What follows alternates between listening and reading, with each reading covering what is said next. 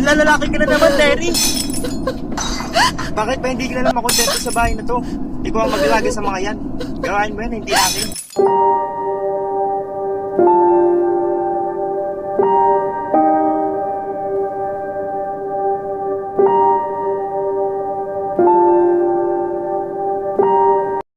Kapapasok lang na balita, inanunsyo ni Pangulong Duterte ang enhanced community quarantine sa buong Luzon.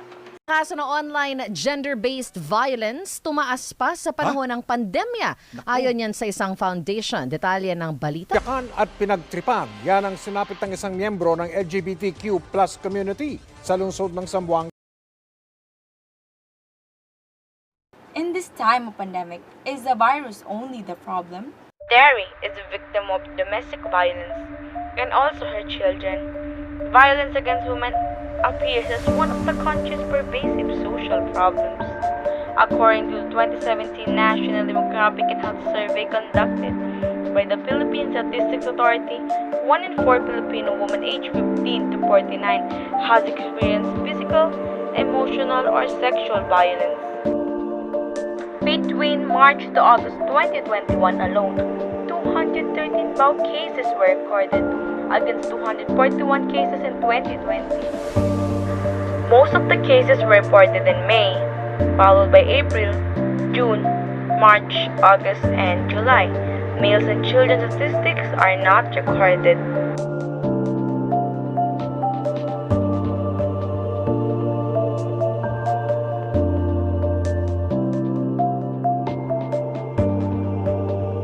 Domestic violence is about power and control. Abuse can happen to anyone of any race, gender, sexual orientation, or religion. Being hurt by an intimate partner or spouse can be a very confusing and traumatizing experience for survivors of a domestic abuse. What are the factors that affect domestic violence? Risk factors for intimate partner violence perpetration.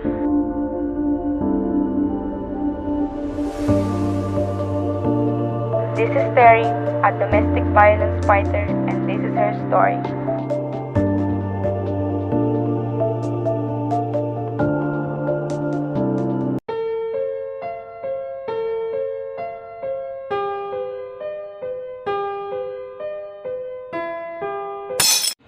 Uy, si Terry ba yun? Bakit parang takot na takot? Mare, may nasagap ako. Alam mo ba, kalat na naengkanto daw si Terry. Ay, kaya pala nakita ko kanina parang takot na takot at puno ng pasa at galos. Ay, oo. At alam mo bang nagtanggal pala ng trabahador ang pabrika? O anong ganap? Kasama sa nawala ng trabaho ang asawa nun. Kaya yun, nagtrabaho ulit si Terry at si Clark na ang nag-alaga sa mga bata. Huli ka na. Matagal ko nang alam yan at may alam ako na mas kagulat-gulat kesa dyan. Ano yun? Gabi-gabing nag-aaway ang mag-asawa dahil si Terry daw may lalaki.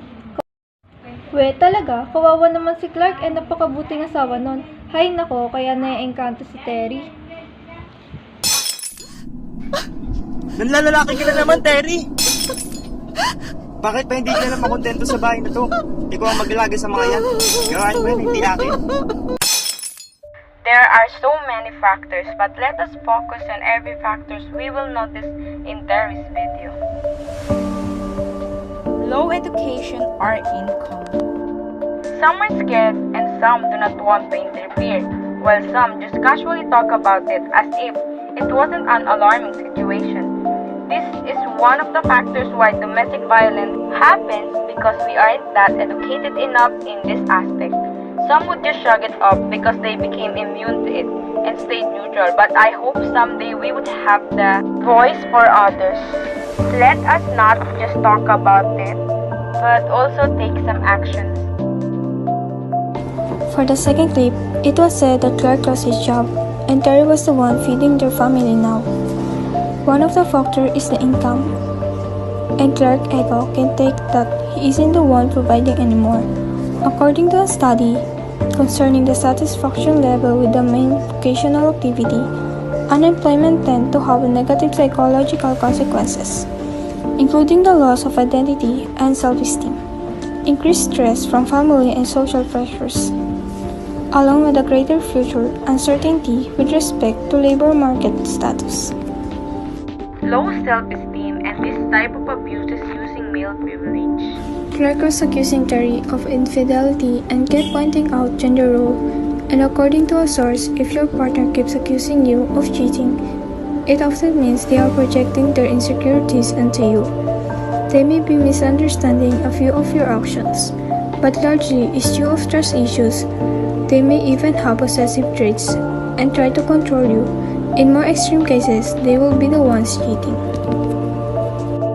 These are different types of domestic violence: control, physical abuse, sexual abuse, emotional abuse and intimidation, isolation, verbal abuse, coercion, threat, and blame, using male privilege, economic abuse. These are the hand signals you can use if you need